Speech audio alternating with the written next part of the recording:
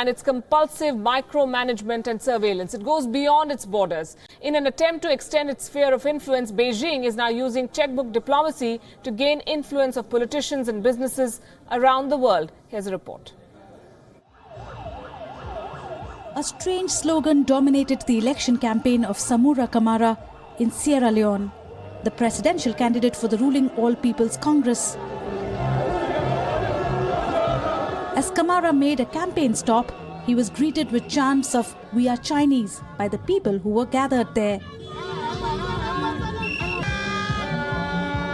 Sierra Leoneans are voting for their first government in 10 years, but a shadow of the Chinese government looms large over the elections.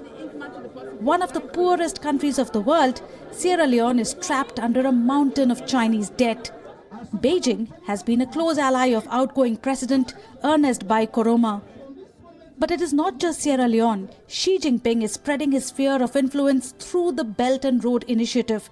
Several emerging countries who are in dire need of investment now find themselves facing China's debt bondage. Experts fear that through billion-dollar loans, China now holds political leverage over governments around the world and can force borrowers to swap debt for equity to expand its global footprint. Here is how China's debt bondage is playing out around the world. Struggling to make ends meet, Sri Lanka agreed to a debt for equity swap with China, leasing out the Hambantota port. Another Belt and Road country, Djibouti, leased out one of its military bases to China in 2016. There is similar threat of a Chinese land grab in Kenya, where the busy port of Mombasa could be leased out to Beijing. China is going beyond development loans to buy influence in developed countries like the United States, Australia, New Zealand and Canada. Influential Chinese citizens have been caught sponsoring efforts to corrupt politicians, universities, think tanks and businesses through their investments. Bureau Report, WION. So how much money has China invested and where? The figures are staggering. Take a look. China spent nearly $37 billion in development aid in 2017. This is besides the huge investments it has made in infrastructure projects in Pakistan, Sri Lanka and other countries. Remember, the 3,000-kilometer China-Pakistan economic corridor alone is valued at $46 billion. It's also building a $6.5 billion nuclear power project in Karachi. China is investing $1.62 billion in the Gwadar port that will provide it easier access to markets in West Asia and Africa. In Sri Lanka, China is investing up to $1 billion to build 3 60-story office towers at the Hambantota port that was built with Chinese help. In all, Chinese investments total $2.8 billion in Sri Lanka in the year 2017. The maximum Chinese development aid in 2007 went to America's one-time communist rival, Cuba. China pumped in nearly $7 billion in aid to Cuba last year. But it was impoverished but mineral-rich Africa which was the biggest gainer.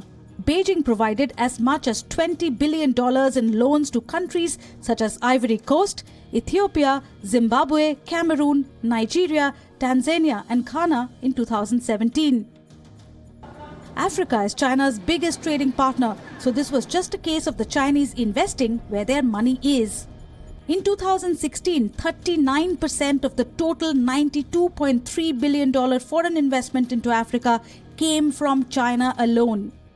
African governments and companies received up to $94.4 billion in loans from China between the years 2000 to 2015.